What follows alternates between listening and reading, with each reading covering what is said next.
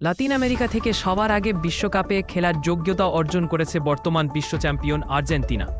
তবে এখনও 4টি ম্যাচ বাকি আছে আলবিসেলেস্তেদের। জুনের ফিফা উইন্ডোতে 2টি করে ম্যাচ খেলবে কনমেবল অঞ্চলের দলগুলো।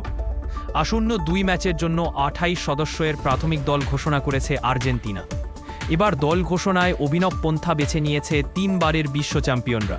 গত মার্চে আর্জেন্টিনা বন্দর নগরী বাহিয়া ব্লাঙ্কায় ভয়াবহ বন্যায় অন্তত 16 জনের মৃত্যু ও প্রায় 1200 মানুষ বাস্তুহারা হয়েছিল।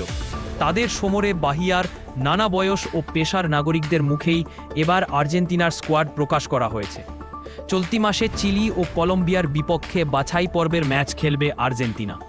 এই 2 ম্যাচ দিয়ে জাতীয় দলে ফিরছেন অধিনায়ক লিওনেল মেসি।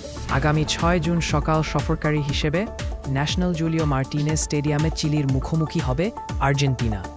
11 জুন এই উইন্ডোর দ্বিতীয় ম্যাচে তাদের প্রতিপক্ষ কলম্বিয়া। বাংলাদেশ সময় ভোর 6টায় ম্যাচটি হবে আলবিলেস্তেদের ঘরের মাঠ বুয়েনোস আয়ার্সের মাস মনুমেন্টালে।